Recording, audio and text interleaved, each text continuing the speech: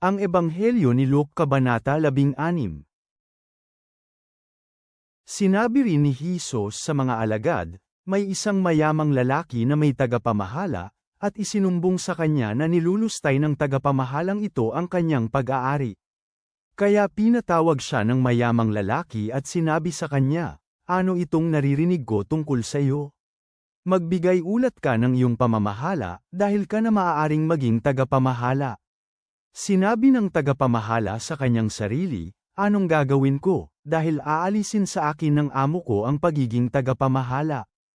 Wala akong lakas na magbungkal, at nahihiya akong magpalimos. Alam ko na ang aking gagawin, para kapag natanggal ako sa pagiging tagapamahala, malugod akong tatanggapin ng mga tao sa kanilang mga bahay.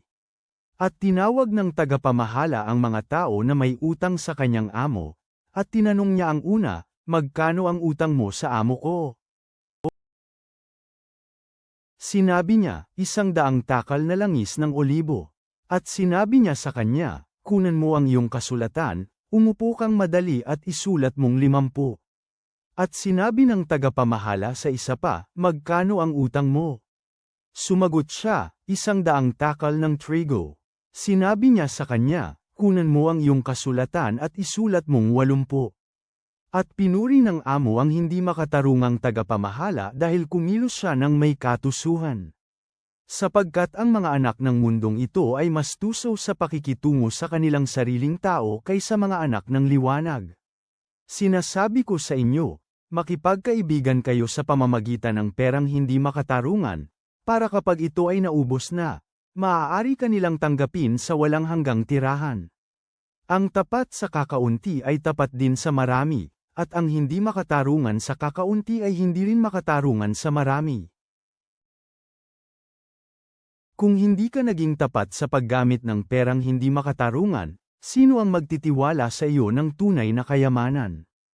At kung hindi ka naging tapat sa paggamit sa pera ng ibang tao, sino ang magbibigay sa iyo ng sarili mong pera?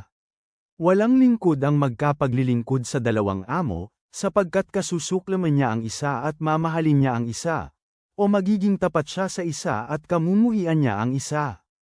Hindi ninyo maaaring paglingkuran ang Diyos at ang kayamanan. Ngayon ang mga Pariso, na mangingibig ng pera, ay narinig ang lahat ng mga ito, at siya ay kanilang kinutya.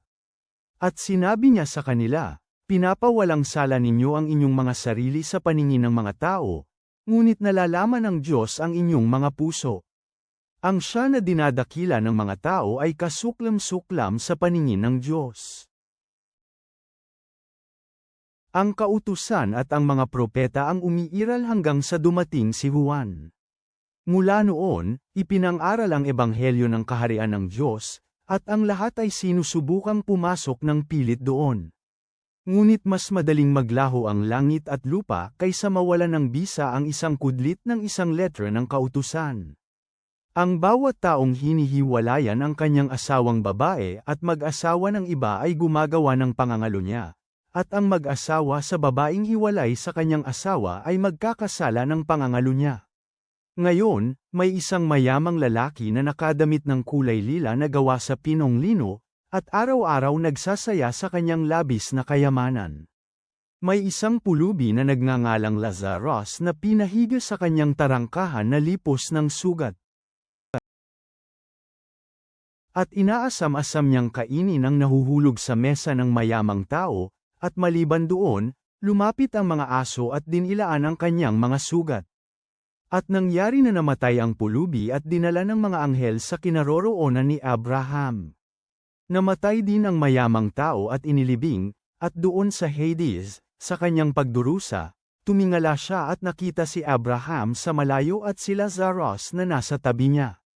At sumigaw siya at sinabi, Amang Abraham, maawa ka sa akin at papuntahin mo si Lazarus, upang isawsaw niya ang dulo ng kanyang daliri sa tubig at palamigin ang aking dila, dahil naghihirap ako sa apoy na ito. Ngunit sinabi ni Abraham, Anak, alalahanin mo na sa buong buhay mo, natanggap mo ang mga magagandang bagay, at si Lazarus sa ganoon ding paraan ay masasamang bagay. Ngunit ngayon, siya ay inaaliw dito, at ikaw ay nagdurusa.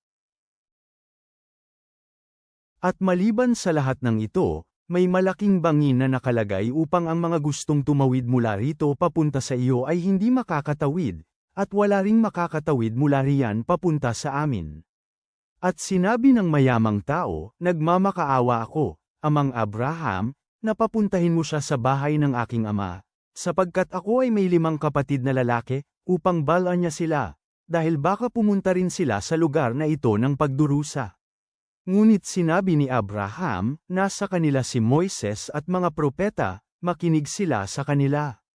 Sumagot ang mayamang tao, hindi, Amang Abraham, ngunit kung may pumunta sa kanila mula sa mga patay, magsisisi sila. Ngunit sinabi ni Abraham sa kanya, kung hindi sila makikinig kay Moises at sa mga propeta, hindi rin sila mahihikayat kung may mabuhay mula sa mga patay. Palihis na guhit tuldok.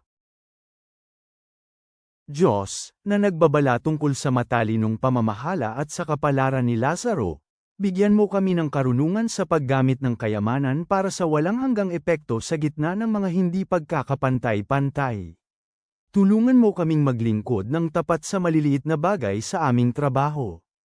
Pakinggan namin ang kasulatan kaysa sa mga tanda. Tulahin mo ang mga agwat ng pagkakahiwalay. Gabayan mo kami sa iyong katotohanan. Amen.